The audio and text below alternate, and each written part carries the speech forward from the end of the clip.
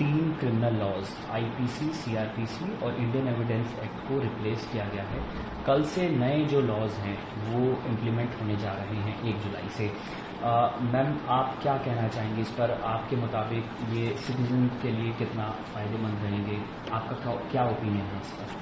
सबसे ज्यादा फायदा मैंने नजर आ रहा है कि पुलिस की रीट्रेनिंग हो रही है, मिलियंस की रीट्रेनिंग हो रही है और रीट्रेनिंग होती जाएगी।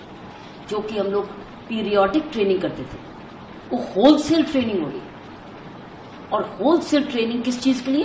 ट्रांसपेरेंसी के लिए, अकाउंटेबिलिटी के लिए, टेक्नोलॉजी के लिए, विक्टिम के राइट्स के लिए, वुमेन विक्टिम्स के लिए, और अदालतों में स्पीडी ट्रायल के लिए।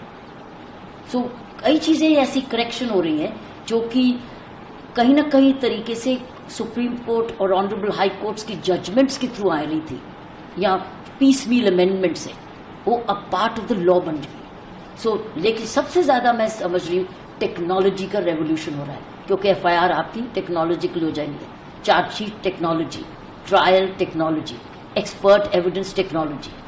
जो हम लोग डॉक्टर्स को बुलाते थे, एक्सपर्ट्स को बार बार बुलाते थे, कि पुलिस जो रिटायर हो गए उनको बार बार बुलाते थे, आप एविडेंस ऑनलाइन कर दीजिए। आना जाना बच गया ना। और ट्रायल की भी डेट्स इन्होंने फिक्स्ड कर दी। अदालत में मान लीजिए तारीख पे तारीख की बात करते, तारीख पे तारीख के क्या करेक्शन की? अगर कोई मैजिस्ट्रेट या जुडिशियल मैजिस्ट्रेट उसको कहते हैं, वो नहीं अगले दिन वो लिंक मैजिस्ट्रेट छोड़ेंगे। ये नहीं कि जज साहब नहीं है कोर्ट में, there will be a link magistrate. Link के भी लिंक तो तरीके से लगेगी। फिर एडजर्नमेंट्स भी लिमिटेड होगी कि इतने दो से ज्यादा एडजर्नमेंट नहीं मिलेगी। हर चीज को, एस्पेक्ट को, कई चीजें मांगते जा रहे थे। हैंडकफिंग भी आई है, क्योंकि पहले क्या था, गैंगस्टर को भी पुलिस ऑफिसर क्या करता था, ऐसे हाथ पकड़ के करता था, एक दूसरे का पसीना लेते थे, एक दूसरे की बीमारी लेते थे। अब गैंगस्टर है या कोई ऐसे क्रिमिनल जो कि मेंशन है, उसको हथकड़ी अलाउड है, बाकियों के लिए नहीं। कई ऐसी सी चीजें हैं कि विक्टिम के लिए भी है, पुलिस ऑफिसर के लिए भी है, कचहरियों के लिए भी है, विमेन के लिए भी है। विक्टिम में कि विमेन का एक जबरदस्त चीज निकली कि किसी ने धोखा देके कहा था तुम एक प्रमोशन दूंगा, अपॉइंटमेंट दूंगा, शादी कर लूंगा, और शादी नहीं की। वो धोखा है। वो अब एक अपराध है। पहले 420 बनती थी और कहते थे कि नहीं ये तो पर्सनल मैटर है, तो पर्सनल मैटर नहीं है, अब वो दफा लगेगी, वो दंडित है। ऐसी सी चीजें अब नए कानूनों में आई हैं जो कि समाज में एफआईआर 0 है। कहीं भी जाओ एफआईआर आप दर्ज करा सकते हो। ये नहीं कि ये मेरा पुलिस स्टेशन नहीं है तो ना मैडम दूसरे पुलिस स्टेशन में जाओ, नहीं, जहां पर भी आपको शिकायत करनी आप करो, उसमें 0 एफआईआर है अगर वो आपके एरिया का ज्यूरिसडिक्शन नहीं है। और उसका काम क्या है, at the earliest police station उसको उस पुलिस स्टेशन में भेजना है जहां उसको तफ्तीश होनी है, उसको कॉपी उसको मिल रही है। कितना फर्क हो गया। वो भी ऑन वीडियो रिकॉर्डिंग भी हो रही है, स्टेटमेंट भी वीडियो रिकॉर्डिंग हो रही है, आप उसको बदल नहीं सकते। कहीं सर्च सीजर हो रहा है, सर्च सीजर में भी वीडियोग्राफ्ट है, तो ये नहीं कि ये था ये नहीं था, जो है जो वीडियोग्राफ्ट। फिर उसमें फोरेंसिक्स भी है, उसी वक्त ही आ रही है फोरेंसिक मेडिसिन साइंस की साइंटिफिक की, ये नहीं बाद में आ रही है तो उसमें एविडेंस चला गया। तो कई ऐसी चीजें, बच्चे की जब लड़की की जब रेप होता था कहते थे उसको दंडित मृत्यु दंड दो, मृत्यु। अब उसमें लिख दिया गया कि if you have raped a minor, gang rape of a minor is death penalty. और कई जगह ऐसी भी पनिशमेंट लिखी गई है कि it is imprisonment for life. पहले कहते थे कि जब तक है, कहना नहीं पड़ेगा, कहेगा imprisonment for life means jail से ही जाओगे।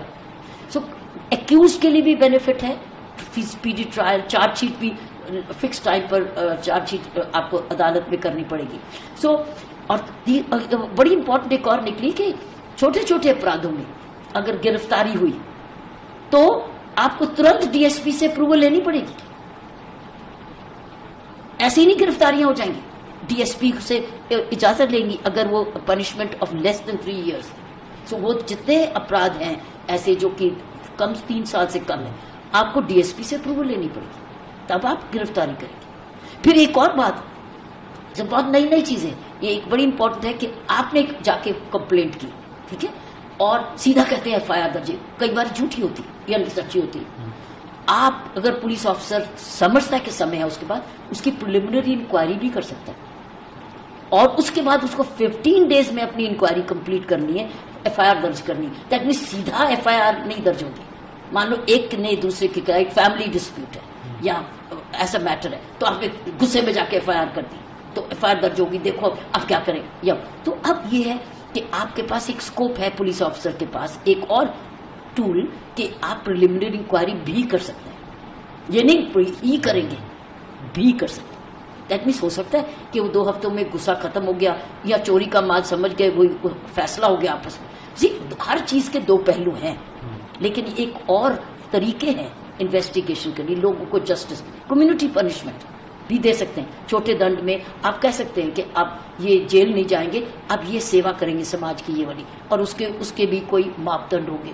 सो आपके पास ज्यादा ऐसी चीजें हैं आ गए हैं जो कि समाज में करते थे, कई बार जजमेंट्स की वजह से करते थे या डायरेक्शन या चाहते थे, लेकिन अब वो कानून से रिटन में आ गए। Preliminary inquiry, 0 FIR, time bound, magistrate की हाजिरी, expert evidence by all audio visual.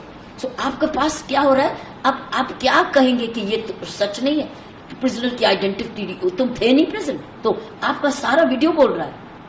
तो अब ये नहीं कि नाम बदल गया, ये वोट है, ये झूठ है।